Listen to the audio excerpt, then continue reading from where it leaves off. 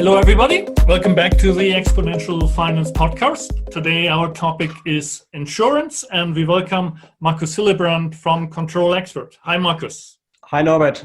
Thank you very much for having me. Welcome to the show. You are the CEO of APAC for Control Expert, and you're an old China hand. How did the China experience develop? This all started after I graduated from university back in Germany, and I always had kind of the wish to move somewhere abroad and do something. And so at the time, I always wanted to go to London, do an internship and start getting work. But I knew that was always difficult to, really just move over and kind of get the position that I wanted. And a friend of mine who had done internships in both Beijing and Shanghai said, why don't you just try China? And I said, that doesn't make sense to me at all because I had nothing to do with the language or the culture or anything else. And so I thought, you know what, I'll just try. I basically packed up my suitcase. I had about 2,000 euro of cash in my pocket and went to Beijing, got there and really didn't know what to do next. But then got a really good internship that I did in Beijing. And then I went to other cities and finally got a really good job with T-Systems, so a very big German IT company.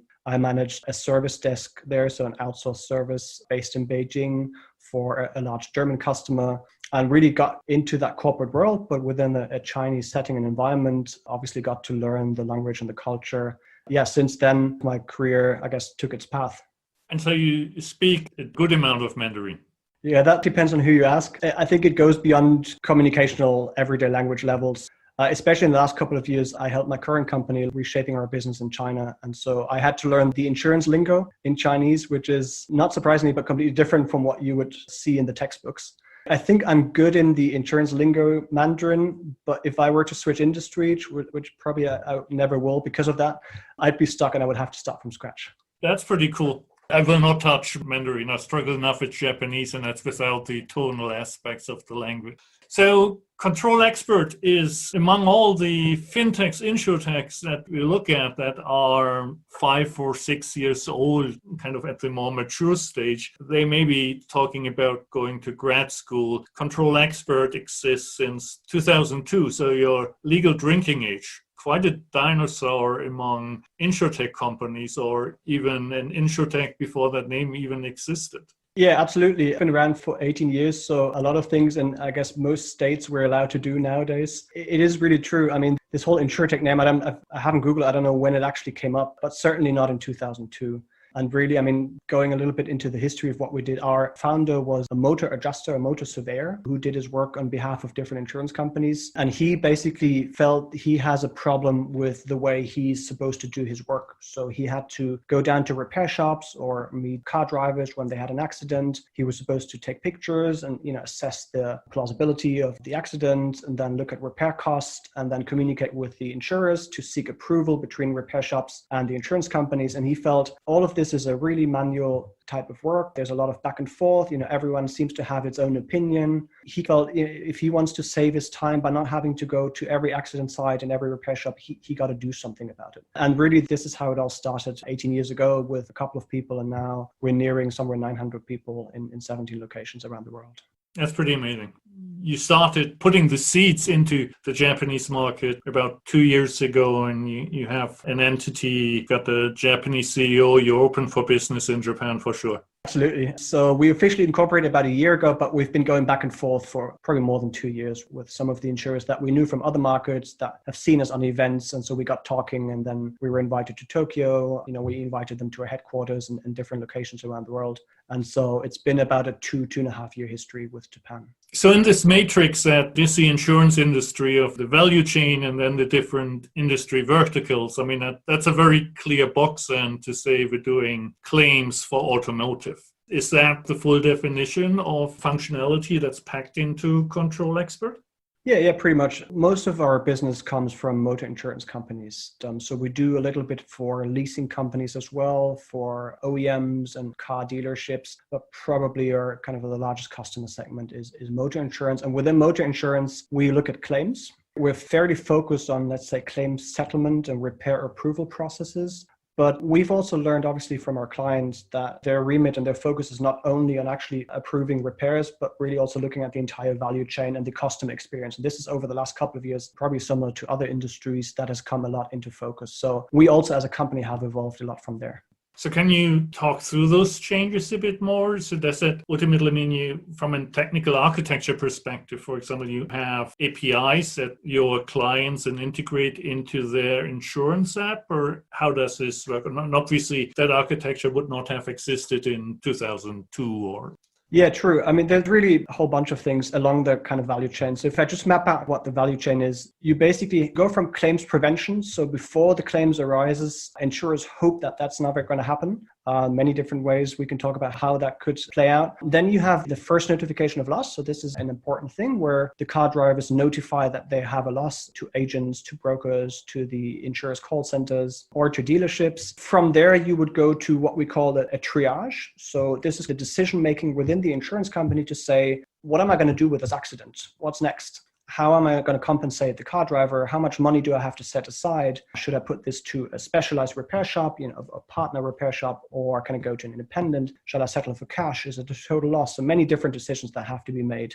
And from there, you would have to really verify and assess the loss. So what's the cost of repair, for example? When can I approve this repair to the repair shops? When can the car driver get his car back? Finally, you have to pay. And now this sounds probably like the easiest of all. You just give money, but even that is not as straightforward, given that you have, say in Japan, you have about 90,000 repair shops all over the country. Getting them paid in time is also a complicated process. And so we have developed products and services along this entire value chain.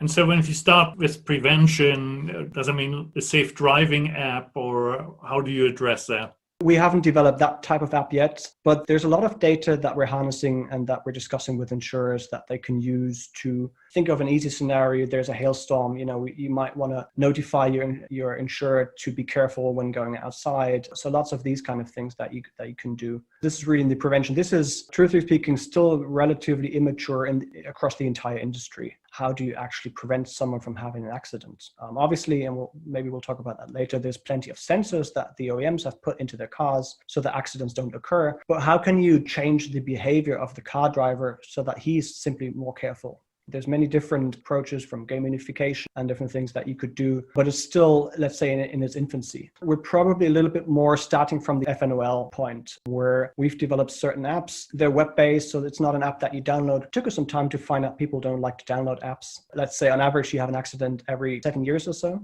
So you're not going to go to the App Store and download an app because you have this accident and want to notify your insurance companies. We can be embedded into different claims and first notification of loss systems. And so basically, the car driver then will input all of the information that is related to this damage. So damage pictures, perhaps the vehicle registration document, a short description of what happened, and he will send that off to the insurance company.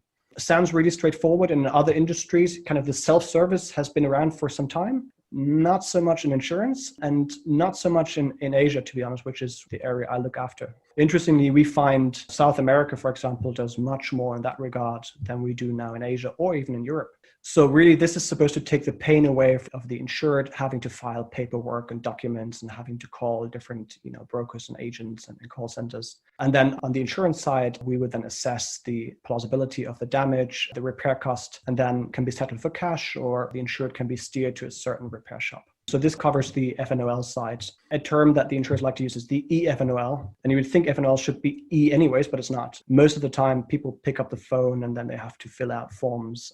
That is still going on all over the world.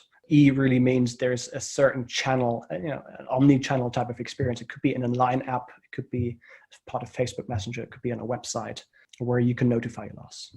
I mean, the challenge in insurance from a client relationship perspective is obviously that when you ever going to use a product, it's by definition a bad experience because you have to file a claim. It's one of the things about insurance that makes managing the customer relationship so hard. And that's why so many insurers also trying to get more integrated into the daily life is like prevention apps, and if it's gamification of safe driving scores or whatever. But then the handling a claim well is ultimately the product that you're selling. It's really difficult because that's what insurers are trying to increase, the touch points they have with customers. The typical touch points is, if you're lucky, once the guy buys the policy and once, God forbid, but once someone has an accident, and that's basically it. And perhaps when he cancels and moves on to another insurer. Insurers try to increase these kind of touch points that they have. And we feel when you notify loss, this is the so-called moment of truth. So this is where the policyholder really does evaluate whether you're a good company or not. And so if you screw that up, then chances are that person will move on to someone else.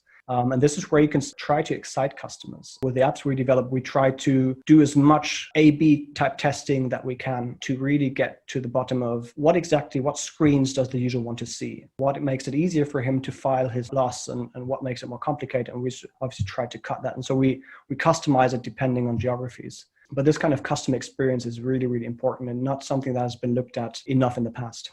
Taking your China experience, in certain segments of fintech, when you look at payments and so on, China is way ahead of the rest of the world, at least in the coastal areas, I would say. Insurance seems to be coming along well also. It was interesting to hear that you pointed out South America more so than China. So if you compare what's happening across these two regions, where do you see the respective strengths? I'm just thinking about it now. In China, it almost feels as if it's just native for people to use certain apps. So it no longer even feels like a shift from somewhere paper. It just did this leap immediately to digital channels. And nowadays, a lot of things are just integrated into WeChat. Insurance companies use WeChat a lot as a channel to communicate with their customers. Whereas in South America and in other regions, there's bespoke apps, insurance kind of labeled apps that they would use for the customers to notify their loss. But yes, I think the development in China has been at a pace unprecedented we've ever seen, with the likes of Ping An obviously leading the pack from a technology point of view, but then the other insurers really following. I think this is similar to other industries. It's really down to innate behavior of customers to wanting to use everything digital. So it's a clear requirement and no one else wants to do anything else because it's hassle-free. And then obviously the data that Chinese insurers harness. I mean, if you look at the claims volumes, they're through the roof. The Chinese market has about 10 times the claims volume of Germany, about twice as much as all of Europe. That gives you the scale, and all of this data has been digital from day one. There's no paper-based process, or very little paper-based processes. The insurers we see really do take advantage of that, and I think this drives the process. Many of the fintechs, insurtechs are fascinated by China, but also pretty scared, given once a state of how far it has progressed, and that they would maybe need to play catch up a bit. But then also the second aspect is always some concerns around the protection of IP. And lots of what you're doing, you ultimately live off the intellectual property that you build into your product, the expertise of that part of the value chain for that industry segment. But regardless, you took on the Chinese market. So was it an easy decision? And what was the experience? We were in relatively early. So we went into China in 2012. That was the time when WeChat came around about 2012, and things weren't moving as fast as they are today. And so at the time, we added plenty of value with the things we did in other markets really well. But then, fortunate thing is, as the industry kind of evolved, we evolved with it, and we developed things that are really relevant to that specific market. And we could share that knowledge with the other subsidiaries and geographies. So that has been really helpful for us. The shift I've seen in the last couple of years, and I've lived in China on and off for about 5 years, has been remarkable, of companies, big insurance companies, making trips with the executives down to Shenzhen or Shanghai or Beijing, visiting the large insurance companies just to see and feel and experience, what is it like? How do you guys do it? What is it that we could potentially copy? So, the old stereotypes, they don't really apply any longer, certainly not in financial services in China. And so I found this shift really remarkable. You mentioned IP protection. Certainly that is an issue. It is in pretty much all countries. So you always need to have processes in place to make sure that you're protected. But we also see, because we're a little bit connected to the kind of startup system and ecosystem in China, a lot of it, the hub really is Beijing. We see that they are moving towards where other markets are moving towards as well, as in being open, sharing things, building a community. And sharing really is not in we'll need a contract before I share any thoughts with you. Because everyone knows that's the only thing that's going to make products ultimately better. Yeah, it sounds great with the timing. If people had the choice to go back in time, 2012 seems like a perfect timing to enter the market and then grow with the market and see how it develops. As you said, there's still not enough reporting about what happens in China in the Western press. And so it's still a bit of a dark spot. But I think some people, and we have good examples in Germany as well, of the rocket internet folks who were copying the American internet models. I think the generation today would go to China and see what flies and bring it to the Western world. So the idea started flowing a bit from east to west, which is really interesting, especially if you're more an Asia hand like both of us are. Coming back to the process itself, so the first notice of loss, if I have a bit of a scratch on my car, it should be 2020. If you build it from scratch, it should be very simple, right? Take some photos, run some not facial recognition, but damage recognition software on that picture or multiple pictures so you can see it from different angles. You obviously need a very detailed part database and estimates of what the work costs to replace that part. But ultimately, once the policyholder submits that information on that website, that should be a matter of seconds to come up with the estimate if you really build it with the latest technology. Yeah, exactly. That's how it's supposed to be. To be honest, 18 years ago, where there was no AI to speak of and certainly no computer vision technology, we always felt, how can it be that if you see a dent or a scratch or something on your car, you ask 3 different guys, you get 3 different answers? Most of the time, the front bumper or the rear bumpers get damaged, but you have plenty of different estimates flying around, be it from the repair shops or from the adjusters who evaluate this. And we always had the approach, why can't we use the big data, harness that data to understand if you see the same damage all over and over again, isn't there some certain standard that you might want to create and take the human error element out of it? And so this is exactly what we're working on. Our AI, contrary to popular belief, is not necessarily there to replace humans, but rather assist them and make them do better, make better decisions, and a little bit less biased towards something. This is where the technology currently is heading. So using computer vision, using databases and mapping algorithms to say the cost of repair for this certain part or the entire damage should be X. If I look at it again from the perspective of the policyholder, many policies have a deductible. If I have a reasonable certainty based on the information that I submit that the whole damage would cost me $500 to fix and my deductible is $1,000, everybody's saving lots of time by ending the process right there because you would just eat it yourself. And even if it's beyond the limit, then maybe you have an impact on the premium that you need to pay next year, but you can also display that immediately. And essentially, there's a much higher certainty of the decision. Am I actually going ahead with filing a claim, or is this not worth it? In today's world, that kind of is a conversation a lot back and forth between claims handlers and the policyholders, as in, should I take out my policy for this? Does it make sense either pay cash or have it repaired myself? And this is also what we try to display within the various apps that we do to say, maybe this is not necessarily worth for you taking out your policy. You might just want to have it repaired somewhere. And also, and this is something insurers are looking to, obviously premiums grow over time if you have more accidents. You might also want to think, if your premium grows by X% for the next year, you might want to just not take your policy and have it repaired yourself.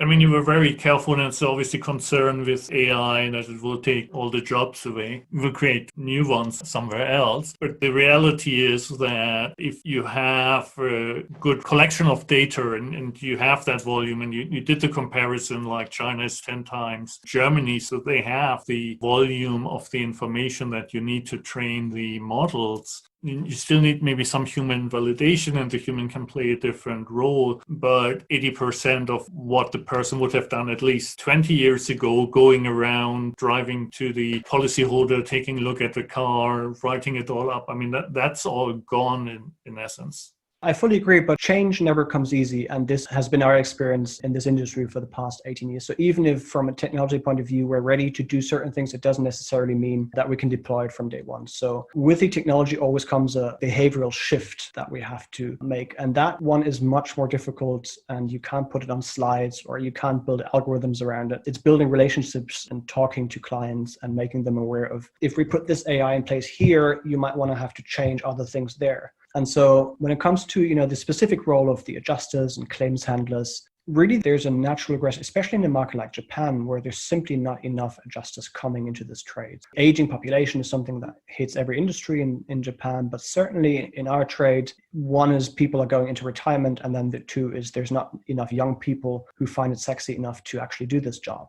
Here, AI really is an absolute necessity and not something luxurious where you might be able to decrease cycle times or decrease costs, but it's something absolutely necessary because the claims volumes, they do decrease over time, but not at a pace that insurers might be hoping for. And so you still have this massive claims volumes, especially when there's NatCat, natural catastrophe events in Japan very predominantly. And yet you need someone to handle these things. AI becomes an absolute must. And I think, the insurers we talk to have really understood this a couple of years ago, and I've started exploring both in Japan, but also outside of Japan, what is it they can do to put these things in place. This starts a bit speaking about the sales process. In the end, this is one of the core applications in insurance. So it's not something that the insurer would throw out and take a new vendor in every 18 months or so. What does the sales cycle look like for Control Expert? It really varies. The interesting part is we find it does not vary so much by geography, but rather by the product or the service that we try to offer. We basically have built plenty of non-invasive product. We like to say it's really easy to get started. There's not massive implementations needed and massive transformation projects that you have to do that take 5 years, but rather, okay, explain me the process that you have today and send me a couple of claims documents. We'll run them through the AI. We'll maybe have a couple of adjusters double check these things and we'll return results to you immediately. And so literally from talking to a client, we could be ready the next day. That rarely happens, obviously. So the sales cycle still is somewhere from 3 to 6 months. And for larger projects, it can be 12 months. We feel this whole big bang thing that some geographies and some insurers have tried to deploy rarely works. So you have to start somewhere. And also going away, and again, I'll be referencing to Japan, going away from fairly manual and lots of paper to immediately AI, we don't think that's the right process. You might be overloading both your internal staff, but especially your customers with the wrong expectations. So we want to gradually change things along the value chain.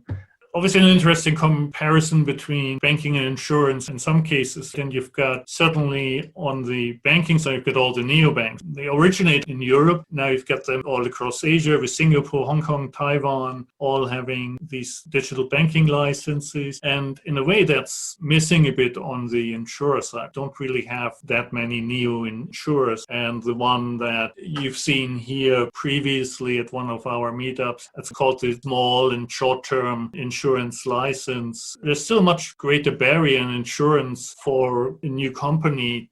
Otherwise, it would be a very interesting question to ask you, where's your business with the incumbents, or because it's all digital, it would be fascinating to see new insurers using your product on the platform. Given the low number that is really out there, I assume that's not a big part of your business these days.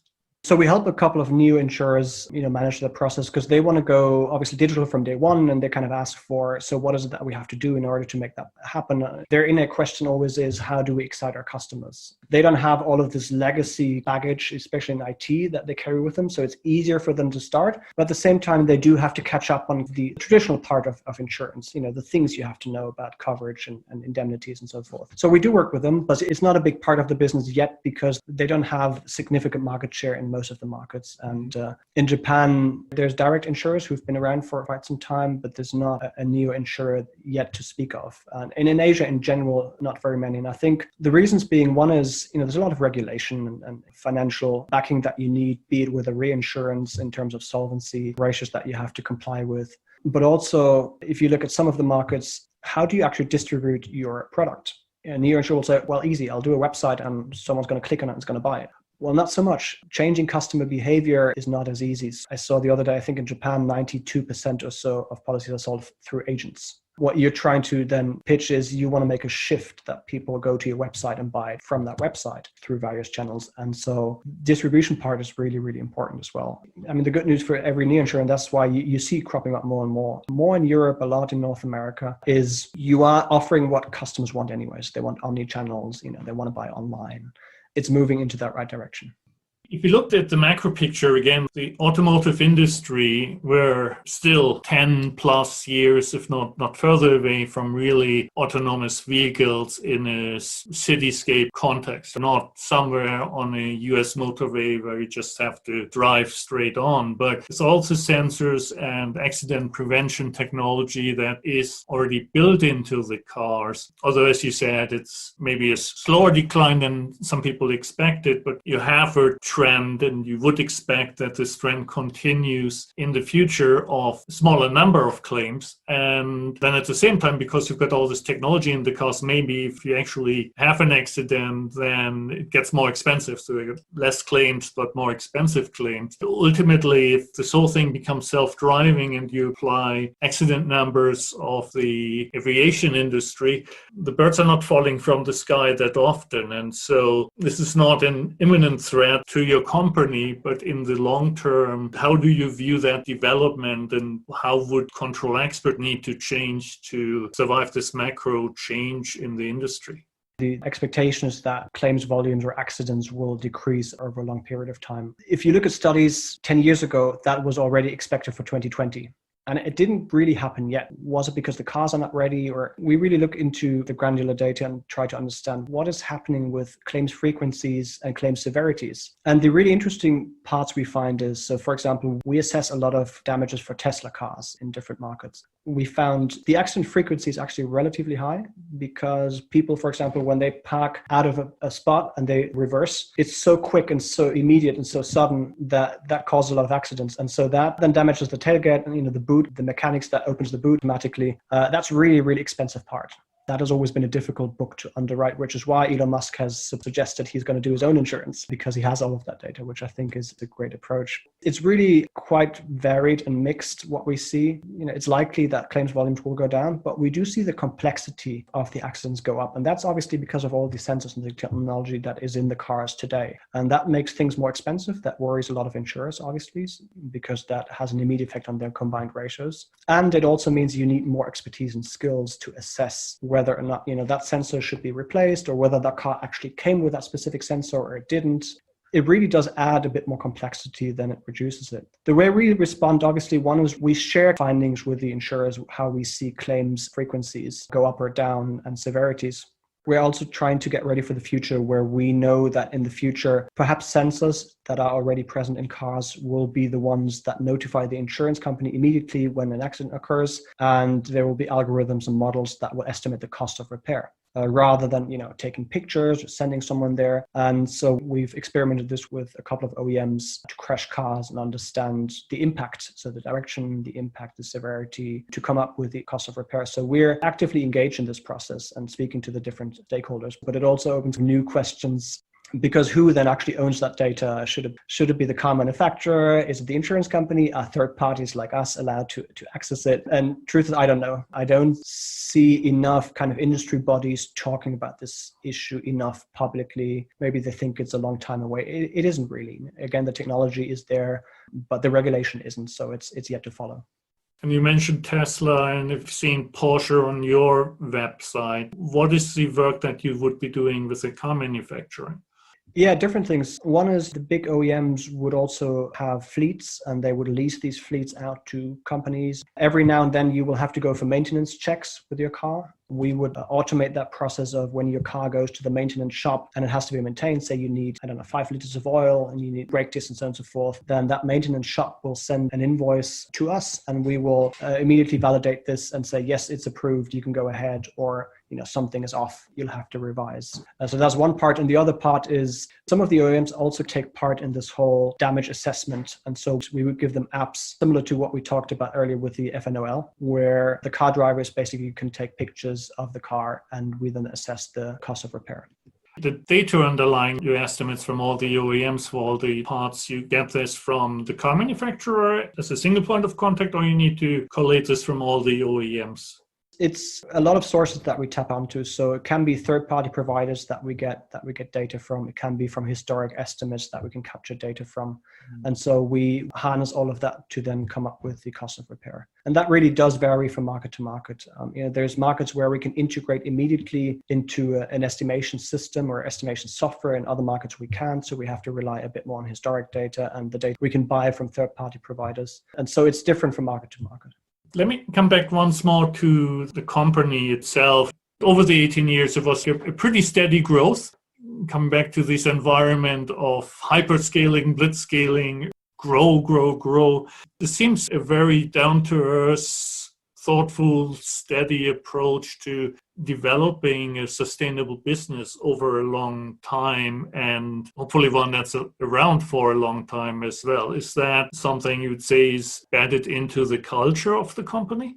Yeah, I think it is a little bit. And I think kind of when it started, probably like every founder, we just wanted to make customers happy. And customer really has two. But one is the car driver and the other is the insurance company. So we've done that for a long time and still continue to do that. Yeah, it's been quite a steady growth. And this really comes with building relationships with the insurers and them trusting us more with claims volumes. And so that tends to grow over time. The kind of, I guess, curve you have with the kind of Facebook type companies that have these network effects doesn't necessarily translate exactly like this in the B2B type of framework. Now that we work with pretty much every large insurer in the world, we see how these relationships go from one geography to the other. And so our name and reputation sometimes precedes us. So that helps obviously to spur growth. And we have ambitious targets for the next couple of years. But we grew as a traditional mid-sized German company would have done back in the days. Today, we see a lot more growth coming. And this is just, I think, because of the story we have, the history and the expertise really we have around motor claims.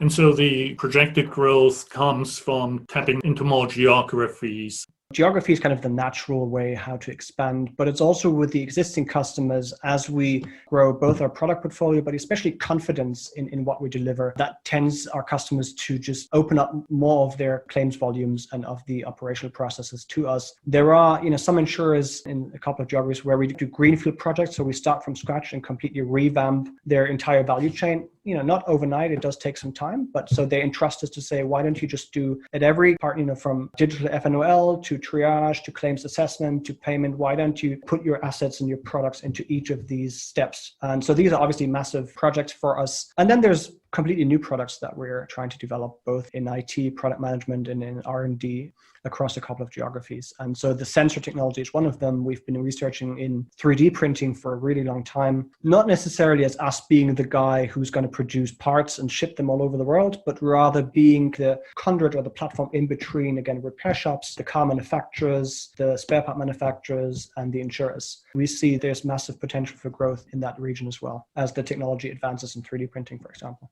Yeah, that's a good point. I didn't necessarily think about this, but obviously the supply chain for spare parts, replacement parts, if you can just print it in the shop as needed, shortens everything significantly.